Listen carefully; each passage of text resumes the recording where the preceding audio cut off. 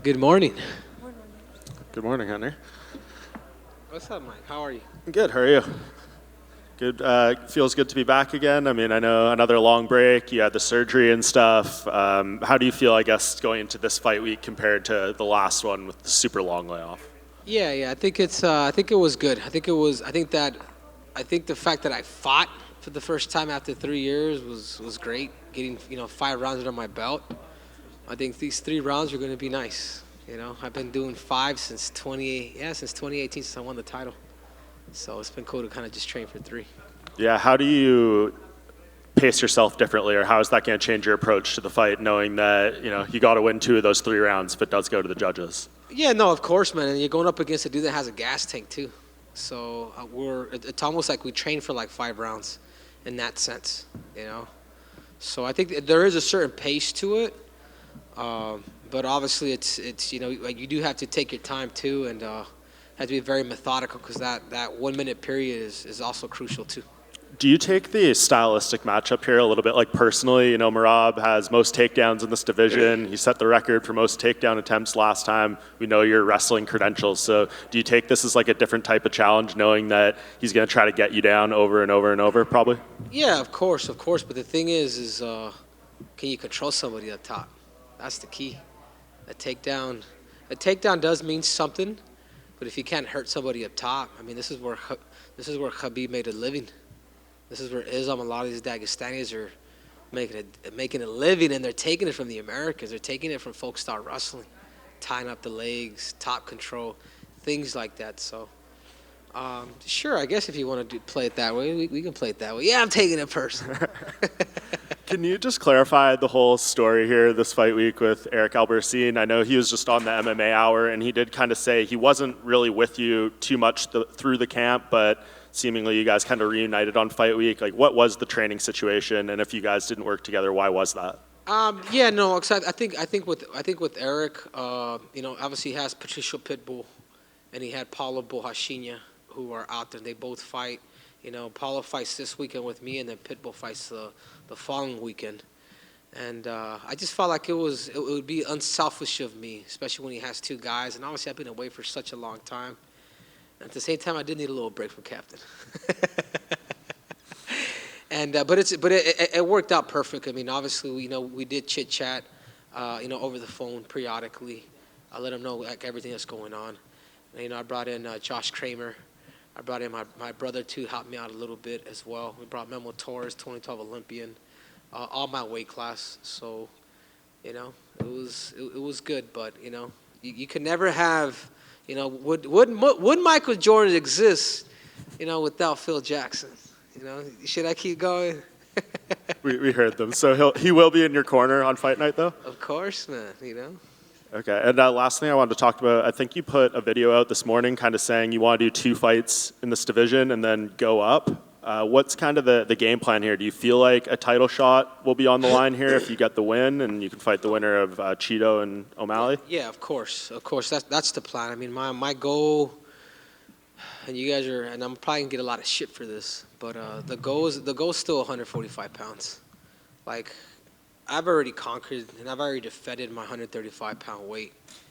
Yeah, I lost my last fight through split decision, but the goal is I'm not wavering from the goal of going up. So I just feel like win over Merab, and then get the winner out of Cheeto and Sean, and then I want Vocal, whoever has about 145 pounds, and I feel like I've earned it. I feel like with my accolades and the merit that I've been able to do in combat sports, I don't think you could deny me. And yeah, and to top all that off, this is all or nothing. And I told the team, I sat with the team, I was like, hey guys, I'm here to, it's either gold or bust. Like, I either win it all or I'm not going to have it at all, and I'm out. I'm done. So I am putting that timeline, that pressure on me, because I do take this sport serious. And people are like, oh, you retired? I was like, dude, I've done everything there is to do. What the fuck? Like, what do I got to prove? Like, now it's just, it's a motivation more kind of motivated by a little bit of anger, kind of pissed at myself a little bit, but it's still motivated. In the back of your head, do you look at what this event is and feel like if that one judge scored it different for you against Aljo, you would have fought Sean and then you could be here fighting Volk in the main event of this card. Yeah, yeah. But it is what it is, and I can't be mad at it too because I've always been that guy. It's like I have to win decisive. You have to win decisive, man. You can't just base anything off a kick or off of a punch. I will say this: I did win the fifth, dude. I don't know how I lost that fifth. You know, accumulated more punches, got the only takedown. But anyways, that's what it is. But moving forward now, obviously I got Merab now, and I look forward to that fight. Henry, with the Aljo fight, how much of the loss do you put on the fact that you'd just been out for ages? You know, if you'd have come in that with a bit of momentum, do you think you could have won it more decisively in your mind or won the fight? Yeah, of course, if you have more time, but that has nothing to do with him or anything. That's on me. You know, of course, if you have more time, it would be different. But what can I do? Cry you a river? I already cried. With Merab, how highly do you rate his wrestling, right? Because, yeah, he has the most takedowns, but it's usually like he spams takedown attempts but doesn't necessarily get the person down. So is that good, or is that just his cardio being used as a weapon? It's just cardio. It's just cardio. His gift is not even the wrestling aspect of it. He understands his threshold, and how is it that he knows how to control that gas tank, and how is it that he just understands that thin line of where is it that he could push people and then continue to keep pushing there when people kind of fall off. You know, he looked really impressive against Peter. You know, Peter is like, damn, like since the beginning he started the level changing the wrestling. Made Peter kind of get into scrambles and then continued it. And then once Peter kind of started showing his cards, like, you know what, I'm just going to continue it for 5 rounds. So his gift is obviously, you know, what's made him has been the wrestling stuff. But I think his gift now is just his cardio, him understanding his threshold. In a way, I mean, obviously you still think you're the best in the world. In a way, is this fight stylistically the perfect chance to prove that you are the best, right? Because stylistically, you know, he's going to come at you. He's a younger guy. He's going to just continually try and push your cardio. If you can beat this guy, it shows that you can beat anyone with this. Oh yeah, 100%. I think even between me and Merab, I think this is the best fight. This is the best fight at 135 pounds. This is the real world title. You know, Sean's gonna pick a number 6. He's gonna pick a guy that freaking lost, you know, 50-45 to Sanhagen. Like, that's who gets a title shot? It makes no sense, but I also get it. I also get the theatrics and the entertainment side of it. I think, you know, Sean was able to create that. When you're a champ, you have that leverage. So, you know, to me, this fight here decides who the best in the world is. Last one for me, just going back to the Captain Eric thing. Was the countdown thing, like, legit? Was that the first time you had spoken to him about it, or was that you'd had a conversation before that? What happened on the countdown episode? I don't kiss and tell, but I will let you smell. It's the weirdest thing you've ever seen. Dude, guys, if you guys don't know, me and Captain there, we always have shit under our sleeves. Did you guys enjoy the acting skills? I was actually very impressed with Eric's acting skills, yeah. It was very good. Henry, right here? Yeah. When you said earlier it was all or nothing this fight, does that mean if it ends up being nothing, that's going to be a retirement after this fight? Yeah. Yeah, 100%. How much pressure does that are you put on yourself?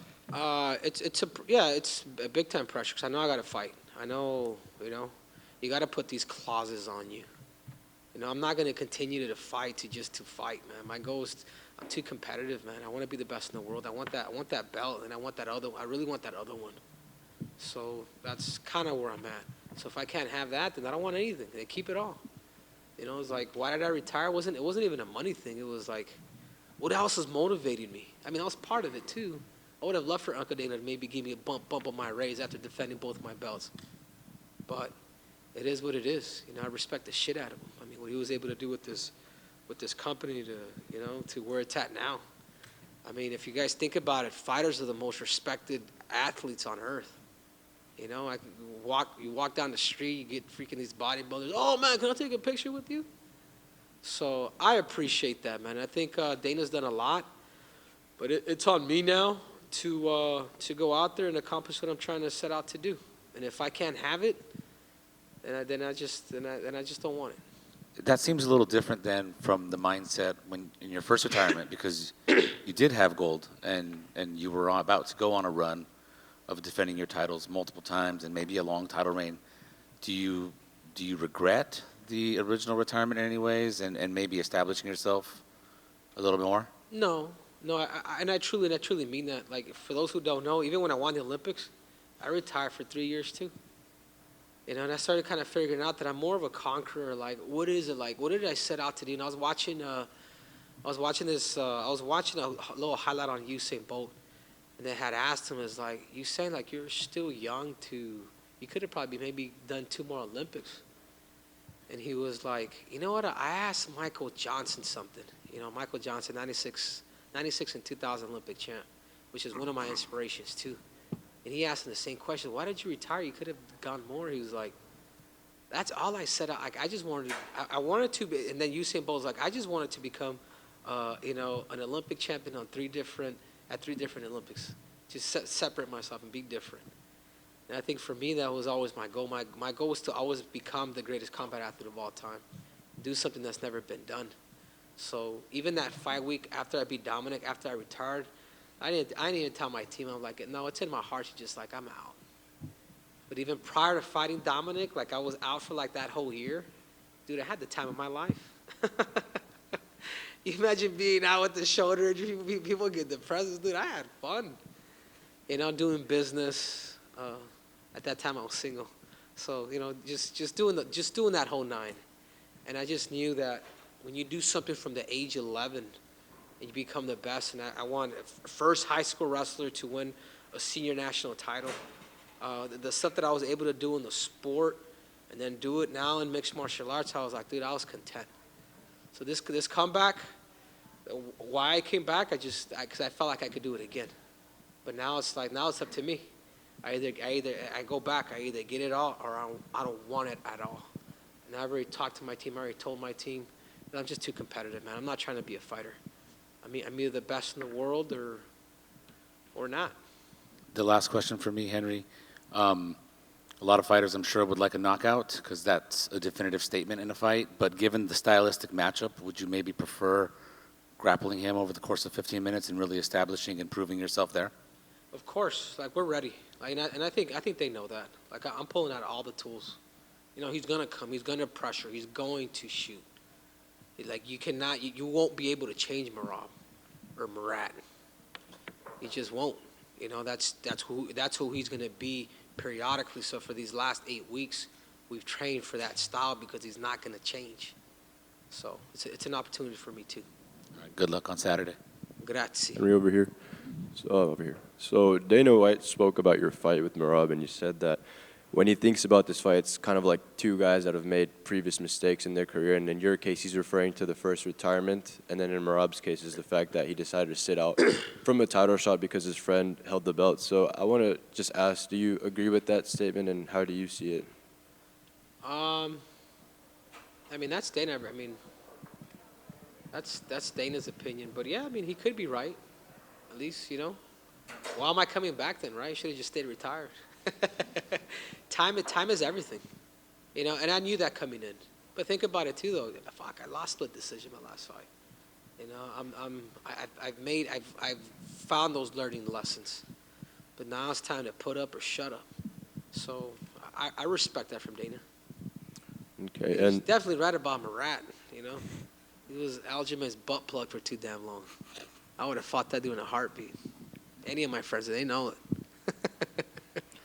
And I don't want to continue the retirement trend, but if you were to retire this Saturday or after you accomplish all of your goals at 145 and everything, how do you envision your life after that? Do you envision yourself staying in these gyms, active with other fighters, or do you kind of just want to shy away from the game completely? No. I think, man, there's a lot, man. Like, I'm not a coach. I'm more of a teacher and a counselor. When you get guys like Jones to come out, and work with you on 5-6 different occasions, Demetrius Johnson, Wei Lee, Davidson Figueiredo, Yuri Prochazka, Chris Cyborg, Korean Zombie, like the best of the best, like the cream of the crop. Like they understand, like, put the king of cringe aside, man. The dude knows what the fuck he's talking about. Like, the experience that I bring, I kind of want to share that with people. So I've thought about that stuff a lot too. Continue delivering content through my YouTube, and a lot of it's like I'm really honest with on all of my assessments. Like I never really sugarcoat anything. So I think that's what I love, and I think And I think looking forward, once I'm done with my fighting career, I do want to open those doors to a lot of the elite athletes. I'm not here to recruit you. No, no, no. Come over, work with me for a week, work with me a couple weeks. Let me counsel you. Let me structure your team. Let me show you how to peak and do things correctly. And let me help you in that sense. I've been talking to Sidakov. He's a Russian Olympic champion, multiple-time world champion at 74 kilos. He has beaten every good American that you can think of. And I've been chatting with him. And Bahrain, too, from India, is another multiple world medalist. I mean, these are the guys that come up, and I would love to really bring those guys up to eventually make them Olympic champs. I mean, UFC champions. So, like the teaching and the counseling aspect of it, like I'm gonna open the doors to whoever wants to come and actually learn. I'm not here to recruit. I'm not here to steal you from your team. I'm just here to teach you and counsel you. Because that's what I tell everybody. That's what I tell John. John, I'm not here to fucking recruit you, man. Like, I'm not here. Not one time I'll tell you, hey, come over here. I'm your coach. Blah. I was like, no. Like, I'm gonna share my knowledge with you, and then you tell me if I'm right. Because I base everything off of position. And obviously the mental side of it. How is it that you should view it? And I think that's why I'm able to get along with these people, because I don't want anything in exchange. Just a little bit of content. That's awesome. And final one from me. Obviously, big title fight on the same card and in March in Miami. So how do you see the Topuria and Volk fight going, and how do you see Sean O'Malley versus Cheeto Vera rematch going? That's a good one. I like Ilya, but I know Ilya is also going for Merab. And I think me and Volkanovski kind of shook on it yesterday. He's like, I'm going for you, so you better go for me. But I think it's hard to bet against a guy like Volkanovski. But I said it before. The time to fight Volk would be now. Get him right after a knockout. You know what I'm saying? Could the Matador and Ilya Topuria get him to exchange? Volkanovski. Could Volkanovski break him with his lateral movements? Bring back those fakes, inside kicks. Play the mouse rather than the cat. If he's able to, it's really Volkanovski's game plan's going to change it, because we know that Ilyas is going to come, and he's going to go. But I think the biggest key for Volkanovski is going to be the leg kicks. If you watch his last fight, Ilya against Josh Emmett, Josh Emmett was 7 for 7 to stop kicking. Volkanovski, watched some of my fight feedbacks. He'd, which I know a lot of these guys have watched it. But anyhow, I think I like them both. But if there's one guy that needs to make the adjustment in that fight, it's Volkanovski. Because power, that button right here after getting knocked out, if Ilya touches it there again, when that dude has power, it could be a good night for Volk too. You see the O'Malley and Cheeto one going? O'Malley, I still got Cheeto. I think if Cheeto is able to make this dude fight, I think if Abel is able to bring that grit like he did that first fight, like every time I see O'Malley look at the clock, and every time I see him do that, and he throws a lot, just make him work, good defense, like build that callus in your body to where you're able to take these hits, good defense. I think Cheeto stops him in the 5th, maybe even 4th, but he has to bring that fight in the beginning. Make him fight. Okay, sacrifice the first round, but make him throw, make him fight you, make him fake, make him do all that. And if you're able to do that, the way you beat O'Malley is through the gas tank. Go back and look at all his fights. Study his demeanor. Study when is it that he's looking at the clock. Push the pace on a dude like that real quick.